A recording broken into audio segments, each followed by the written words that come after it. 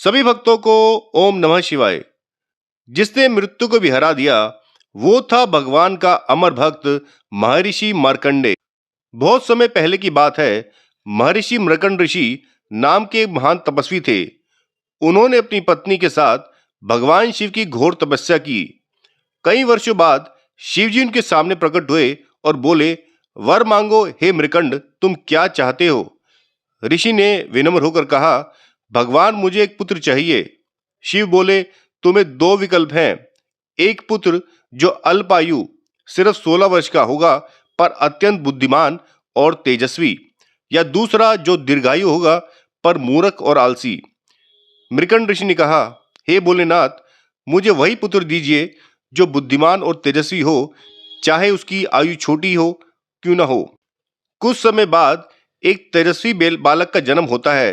उसका नाम रखा जाता है मार्कंडे। बचपन से ही वह अत्यंत शक्तिशाली और भक्तिशील था।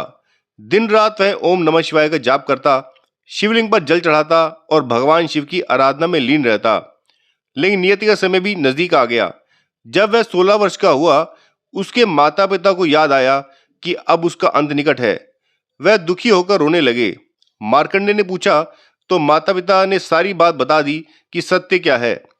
फिर मार्कंडे ने कहा, यदि मृत्यु निश्चित है तो भी मैं उसे प्रभु शिव के चरणों में प्राप्त करूंगा।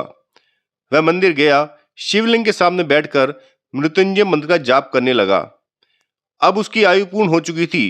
यमराज स्वयं उसे लेने आए तो उन्होंने अपना पाश फेंका जो गलती से शिवलिंग पर भी पड़ गया। इतना होते ही शिवलिंग फट गया और उसमें से महाकाल रूप में भगवान शिव प्रकट हुए। शिव जी ने यमराज से कहा, कैसे साहस हुआ मेरे भक्त को बांधने का। यह कहकर उन्होंने अपने त्रिशूल से यमराज को परास्त कर दिया। यमराज भयभीत होकर बोले, हे महादेव, यदि मैं मृत्यु का कार्य ना करूं तो सृष्टि का संतुलन बिगड़ जाएगा। तब भगवान शिव ने वरदान दिया कि मार्कंडे सदा अमर रहेगा और संसार में चिरंजीवी ऋषि के रूप में पूजित होगा। जो मेरा मृत्युंजय मंत्र जाप करेगा उसे अकाल मृत्यु नहीं आएगी।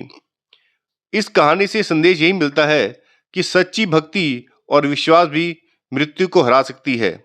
भगवान शिव अपने भक्तों की रक्षा हर परिस्थिति में करते हैं। आपको इस संस्करण कैसा लगा, आप हमें जरूर कमेंट करके बताएं।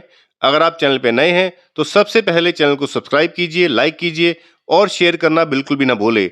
आगे में ऐसी कथाएं आपके सामने लाते रहेंगे। ओम नमः शिवाय।